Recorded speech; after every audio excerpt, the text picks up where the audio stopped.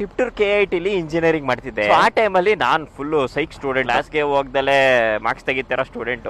ಅವಾಗ ಒಂದಿನ ಏನಾಗ್ಬಿಟ್ಟೈತೆ ಅಂತಂದ್ರೆ ನಾನು ಸಿಕ್ಕಾಬಟ್ಟೆ ಮರವು. ನನಗೆ ನಾನು ಯಾವ ರೇಂಜಿಗೆ ಮರ್ತ್ಬಿಟ್ಟಿದೀನಿ ಅಂತಂದ್ರೆ ಬೆಳಿಗ್ಗೆಗೆ ಎಕ್ಸಾಮ್ ಐತೆ ಲ್ಯಾಬ್ ಎಕ್ಸಾಮ್. ನಾನು ಯಾವಾಗ ಎದ್ದಿರ್ಬೇಕು, ಎಕ್ಸಾಮ್ ನಡೆಯೋದು 10 ಗಂಟೆಗೆ, ನಾನು ಎದ್ದಿರೋದು 12 ಗಂಟೆಗೆ. ಅವತ್ತಿನ ಎಕ್ಸಾಮ್ ಲ್ಯಾಬ್ ಎಕ್ಸಾಮ್ ಡುಮ್. ಸೊ ಆ ಲ್ಯಾಬ್ ಎಕ್ಸಾಮ್ ಇನ್ನೊಂದ್ಸತಿ ಕೊಡ್ತಾರಲ್ಲ, ಅದನ್ನ ಬರೆಯಕ್ ಹೋಗಿದ್ದೀನಿ. ಅವಾಗ ಏನಾಗೈತೆ ಅಂತಂದ್ರೆ ನಾನು ಹೋಯ್ತೀನಿ ಬರೆಯಕ್ಕೆ ಅಂತ ಅನ್ಬಿಟ್ಟು ಬಿಲ್ಡಿಂಗ್ ಒಳಗೆ ಹೋಯ್ತಾ ಇದ್ದೀನಿ. ಯಾವ್ದೋ ಒಂದು ಹುಡುಗಿ ಕುತ್ಕೊಂಡಿತ್ತು. ನನ್ನ ಪ್ರಕಾರ ಏನು ಯಾರೋ ಒಬ್ರು ಬಂದು ನಾನು ಹೋಗ್ಬಿಟ್ಟು ಆ ಕಡೆ ಚಪ್ಪಲಿ ಬಿಚ್ಬಿಟ್ಟು ನನಗೆ ಅದು ಲ್ಯಾಬ್ ಎಲ್ಲೈತೆ ಅಂತಾನೂ ಗೊತ್ತಿಲ್ಲ. ಹೋಗ್ಬಿಟ್ಟು ಅವ್ರನ್ನ ಕೇಳ್ತಿದ್ದೀನಿ, ಇಲ್ಲಿ ಲ್ಯಾಬ್ ಇದೆಯಲ್ಲ ಎಲ್ಲಿ? ಇಲ್ಲೇನಾ?